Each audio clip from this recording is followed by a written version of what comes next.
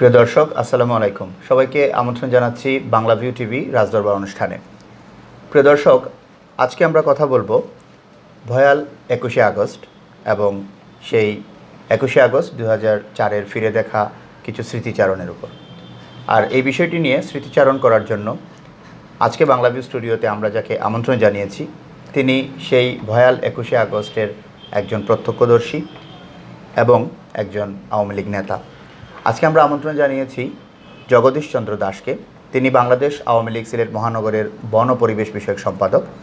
এছাড়াও তিনি ৮ নং ওয়ার্ডের সিলেট সিটি কর্পোরেশনের সাবেক 3বারের নির্বাচিত কাউন্সিলর।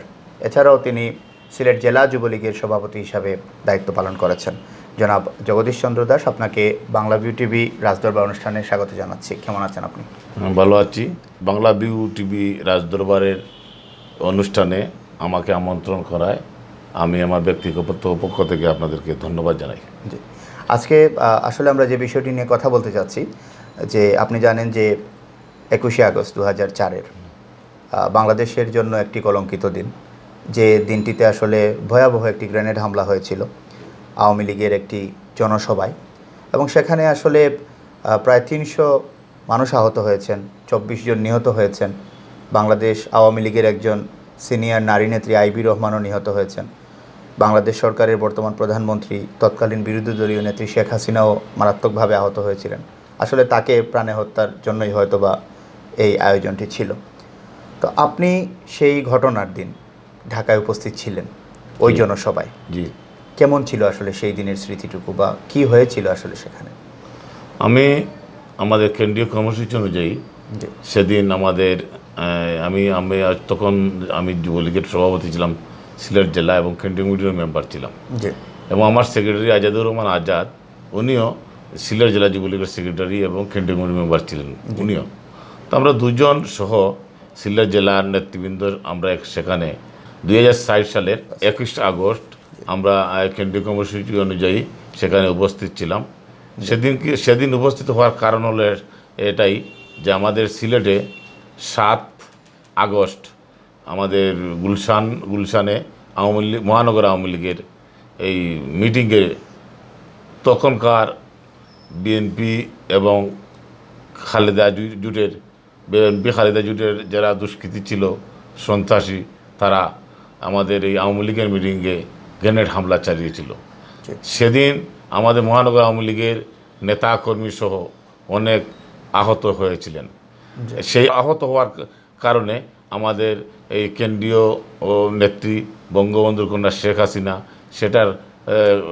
সেটাকে কেন্দ্র করে সেদিন পল্টনে এই আওয়ামী লীগের জনসভা ছিল।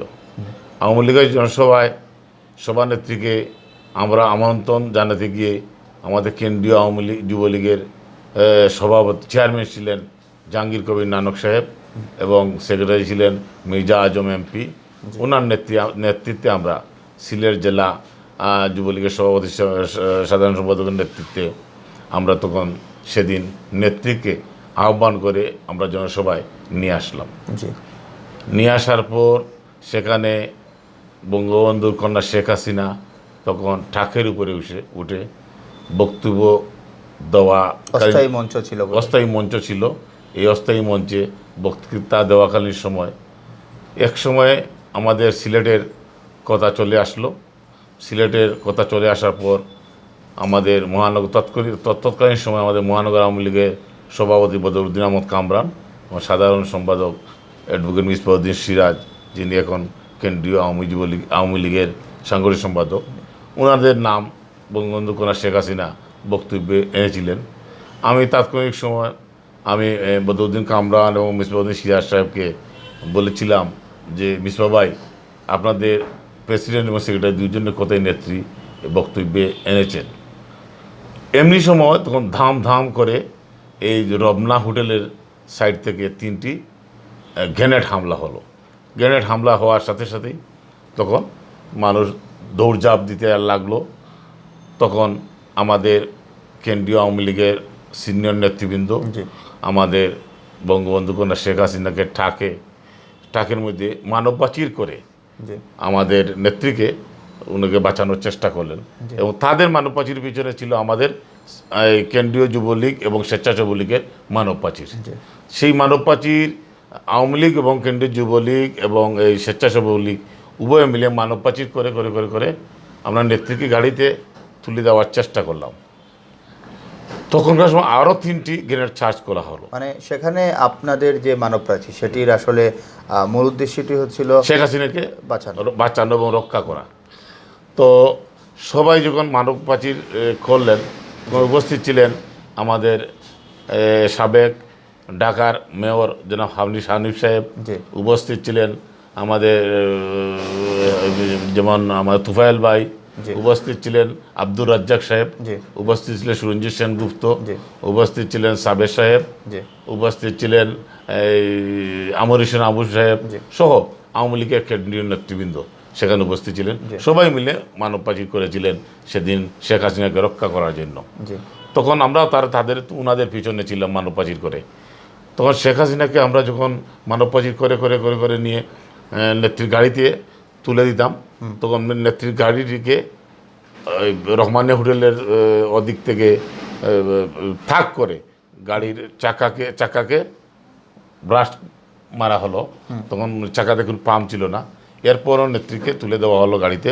তুলে দেওয়ার পর আবার ওরা দুষ্কৃতিকারী গাড়িকে লক্ষ্য করে শেখ হাসিনার গাড়ির পিছন দিকে গুলি করলো। আপনারা যারা উপস্থিত ছিলেন তারা কি আসলে কোনো আঁচ করতে পেরেছিলেন যে আসলে কি হচ্ছে, নাকি সবাই একটু হতবাক হওয়ার মতো? আমরা আজ অতটুকু করতে পেরেছিলাম যে আমরা বুঝতে পেরেছি যে আসলে এই রহমানিয়া হোটেলের ওদিক থেকে গ্রেনেডটি হামলা হচ্ছে, গুলিও হচ্ছে, তবে কোন জায়গা থেকে হচ্ছে, কিভাবে হচ্ছে তা দেখতে পাই নেই। গুলি মানে গ্রেনেড চার্জ করার সাথে সাথেই ধুমায় এলাকাটি অন্ধকার হয়েছিল, কাউকে কেউ দেখতে পাচ্ছে না। এই অন্ধকারের ফাঁকে দিয়ে নেত্রীকে নিয়ে গাড়িতে তোলা হয়েছিল। তখন আমরা দেখলাম নেত্রী যখন গাড়িতে উঠলেন তখন ড্রাইভার খুব এক্সপার্ট ছিলেন। ড্রাইভার সাহেব গাড়ির চাকার পাম্প নাই, এরপরও নেত্রীকে নিয়ে তখন নেত্রীর পিছনে দিয়ে আমরা স্লোগান দিয়ে দিয়ে দিয়ে দিয়ে নেত্রীকে বেশ পল্টনের এই যে পয়েন্ট আছে না, পয়েন্ট পার করে দিয়ে তখন আমরা আসলাম। এরপর মানুষের চতুর্দিকে মানে মানুষের কাদা এবং ভয়াবহ অবস্থা, লাশের পর লাশ, রক্তের পর রক্ত, এসব দেখে আমরা যেমন একটা হতবাক হয়ে গিয়েছিলাম। তখন আমরা দৌড়ঝাঁপ শুরু হলো, তখন বেশ কিছু লোক এসে আমাদের বিশেষ করে আমার উপরেই দৌড়ে পড়লো। তখন আমি মাটিতে নিচে পড়ে যাই, আমাকে মানে উড়ে মাটিতে আমি পড়ে গেলাম। তখন মানে আমাকে পাও দিয়ে মাটিতে ফেলে চাপা দিয়ে অনেক লোকজন চলে গেল, শত শত লোকজন চলে গেল। দেখলাম যে আমি মাটি থেকে উঠে দেখলাম যে আমার হাঁটুটি একদম শাল চলে গিয়েছে, শাল চলে রক্তাক্ত হয়ে গেছি। এরপর আজাদ আসলো, কোথা থেকে আসার পর দাদা আপনি কী হয়েছে? বললেন আমার হাঁটুর খাল চলে গেছে। তো আমাকে নিয়ে আজাদ এবং আমি, আমাদের সিলেট জেলা যুবলীগের নেতৃবৃন্দ আরও ছিলেন, আমরা গেলাম তখন এই আমাদের ঢাকা মেডিকেল কলেজে।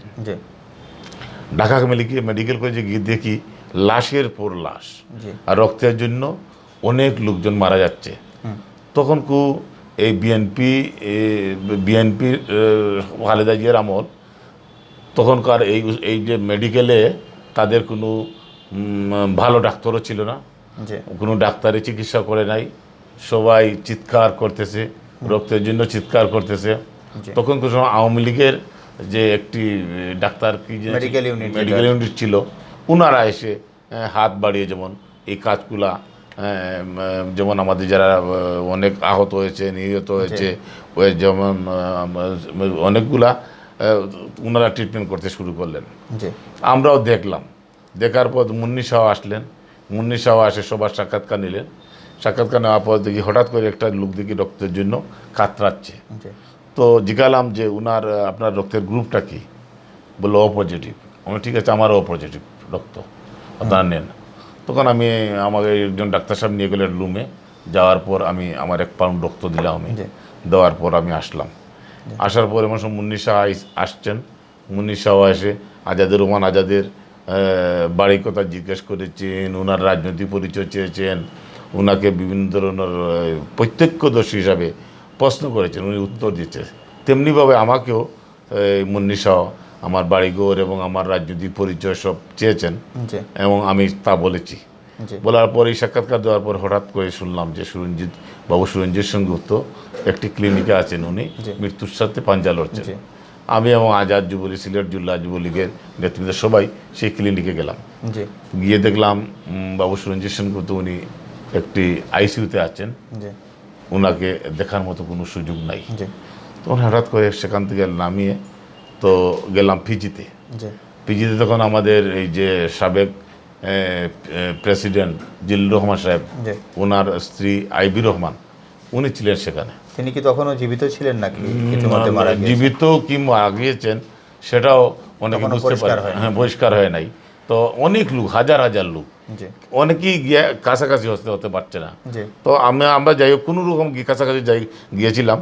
তখন দেখলাম যে উনার আসলে তোমার জ্ঞান টিয়ান নেই। জি তো কোনো রকম দেখি আমরা চলে আসলাম।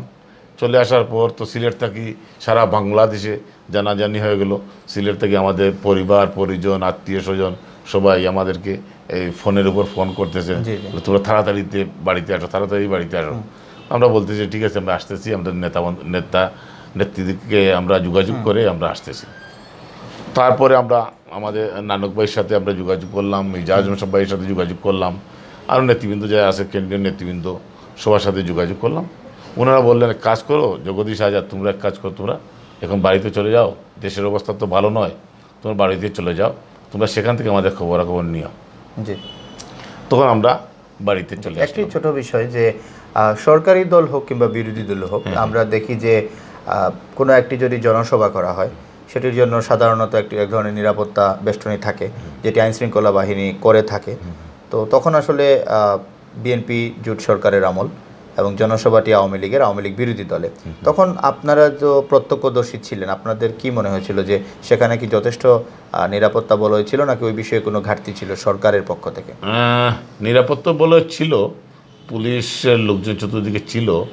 তো থাকা অবস্থায় যখনই গ্রেনেড হামলাটি হলো, গ্রেনেড হামলা হওয়ার পাশাপাশি এই ধুমায় আচ্ছন্ন, ধুমায় কেউকে চিনতে পারছে না। জি তেমনিভাবে এই যে তখনকার সময় যে বিএনপি সরকার ক্ষমতায় ছিল তার পুলিশ বাহিনী জি যাদের উদ্দেশ্যে গ্রেনেড হামলা হলো ওদেরকে লাঠি দিয়ে পিটানো হচ্ছে।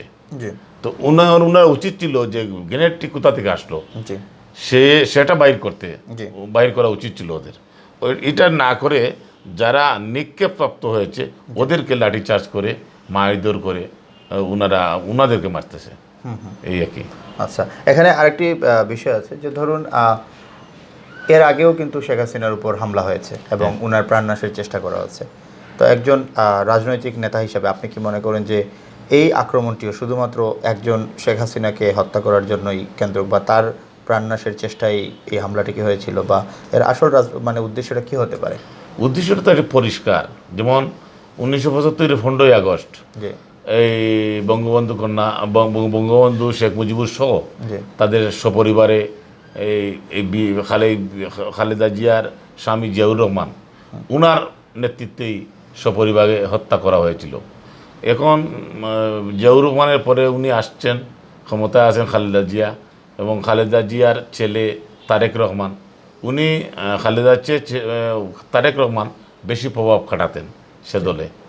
তখন উনি চেয়েছিলেন তারেক রহমান এবং খালেদা জিয়া যে বঙ্গবন্ধুর সপরিবারে মেরে ফেলা হয়েছে এবং বঙ্গবন্ধুর কন্যা শেখ হাসিনা বিরোধী দলীয় নেত্রী, ওনার গ্রহণযোগ্যতা দেশে এবং সারা পৃথিবীতে ওনার গ্রহণযোগ্যতা বেশি। একসময় আওয়ামী লীগ সরকার ক্ষমতায় আসবে, ক্ষমতায় আসার পর তাদের অন্যায় অত্যাচার অবিচার সেটা একটি রেজাল্ট হবে, সেটা একটি তো দিক নির্ণয় হবে। সেদিক চিন্তা করে ওই খালেদা জিয়ার ছেলে তারেক রহমান এবং খালেদা জিয়া তখন শেখ হাসিনাকেও হত্যা করার চেষ্টা করা হয়েছিল। এখানে আরেকটি গুরুত্বপূর্ণ বিষয় যে এই হামলার পরে কিন্তু দুটি মামলা হয়েছিল, একটি হয়েছিল হত্যা মামলা, একটি হয়েছিল বিস্ফোরক আইনে মামলা। দুটো মামলা মিলিয়ে মোট 49 জনের মতো আসামি ছিলেন। একটা সময় যখন এটার রায় আসলো, মাঝখানে অনেক সময় কালক্ষেপণ হয়েছে, তারপর যখন অনেক বিলম্ব হলো, যখন একটা রায় আসলো তখন দেখা গেছে যে 19 জন আসামির মৃত্যুদণ্ড হয়েছে, আরও 19 জনের যাবজ্জীবন হয়েছে। তো এর মধ্যে দেখা যায় যে মুফতি আব্দুল হান্নান একজন ছিলেন, এমনকি বিএনপির বর্তমান ভারপ্রাপ্ত চেয়ারপারসন তারেক রহমানও আসামি হিসেবে ছিলেন, সেখানে হারিস চৌধুরী ছিলেন, জামাতে ইসলামের সেক্রেটারি জেনারেল আলী হাসান মুজাহিদ ছিলেন। তো অনেকেরই দেখা গেছে যে দুই একজনের রায় কার্যকর হয়েছে, বাকিদের কিন্তু হয়নি। এই দুটি মামলা হয়েছিল, সেই মামলার রায় কার্যকর হয়েছে, কিছু লোকজন রায় কার্যকর করা হয়েছে, যেমন এই তারেক রহমান সহ আরও যারা নেতৃবৃন্দ বিএনপির যারা এই চক্রান্তের সহিত জড়িত ছিলেন, আসামি ছিলেন, তাদের বিরুদ্ধে রায় হয়েছে। ওরা বিশ্বের বিভিন্ন দেশে ওনারা আছেন।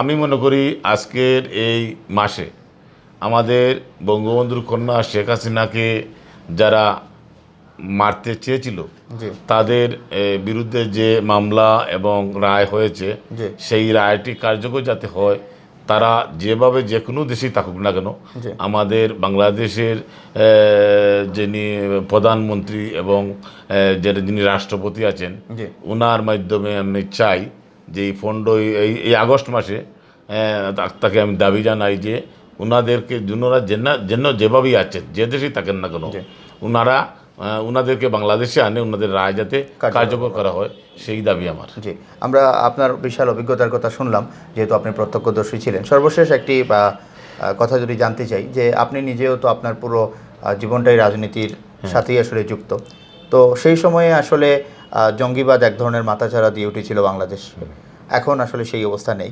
তো ওই সময়ও আপনারা দেখেছেন, এই সময়ও দেখছেন, কেমন ছিল বাংলাদেশ, কেমন আছে বাংলাদেশ? আমরা তখনকার সময় যে দেখেছি, তো আমি এক সময় ছাত্রলীগের দায়িত্বে ছিলাম। আমি স্থায়ী ছাত্রলীগের স্টিয়ারিং কমিটি সিলেট জেলা শাখার আহ্বায়ক ছিলাম। এরপর সেন্ট্রাল কমিটির মেম্বার হলাম ছাত্রলীগের, যুবলীগের সিনিয়র যুগ্ম আহ্বায়ক হলাম, যুবলীগের সিলেট জেলার সভাপতি হলাম, বর্তমানে মহানগর আওয়ামী লীগের বন পরিবেশ বিষয়ক সম্পাদক। তো আমার এই অভিজ্ঞতা থেকে আমি যতটুকু দেখেছি, আমরা যারা রাজনীতি করেছি, আমাদের 81 দশকের রাজনীতি যারা করেছেন, আমাদের এই সিলেটে অনেক রাজপথ কাঁপানো ছাত্র নেতা আছেন, যুব নেতা আছেন, আওয়ামী লীগের নেতা আছেন। আমরা যারা দেখেছি, আমরা যেটি দেখেছি যে অতীতে সাময়িক সরকার এরশাদের দেশ 9 বছর 9.5 বছর দেশ পরিচালনা করেছেন, জিয়াউর রহমান দেশ পরিচালনা করেছেন, খালেদা জিয়াও দেশ পরিচালনা করেছেন। সব কিছু মিলিয়ে আমাদের যারা আমরা বিরোধী দলে ছিলাম, আমাদের উপরে অনেক নির্যাতন নিপীড়ন হয়েছে। এবং তখনকার সময় এই জামাত চক্র এবং সন্ত্রাসীরা যেভাবে মাথাচাড়া দিয়ে উঠেছিল, এখন বর্তমান সরকার, আমাদের আওয়ামী লীগ সরকার পরিচালনা করে যাচ্ছে। আমাদের এই সরকারের আমলে কোনো ধরনের জঙ্গিবাদের কোনো স্থান নেই, জঙ্গিবাদের কোনো ধরনের তৎপরতাও নেই। সুন্দরভাবে আমাদের দেশটি পরিচালনা করে যাচ্ছেন বঙ্গবন্ধু কন্যা শেখ হাসিনা। জি, অসংখ্য ধন্যবাদ আপনাকে আমাদেরকে সময় দেওয়ার জন্য।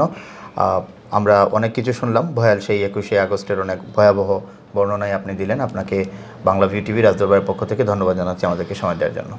আপনাকেও ধন্যবাদ জানাই। বাংলা ভিউ টিভি রাজদরবার যে আমাকে আমন্ত্রিত করে আমাকে সম্মান দিয়েছেন, আমি আমার ব্যক্তিগত পক্ষ থেকে এবং আমার দলের পক্ষ থেকে আপনাদেরকে অভিনন্দন এবং শুভেচ্ছা জানাই। অসংখ্য ধন্যবাদ।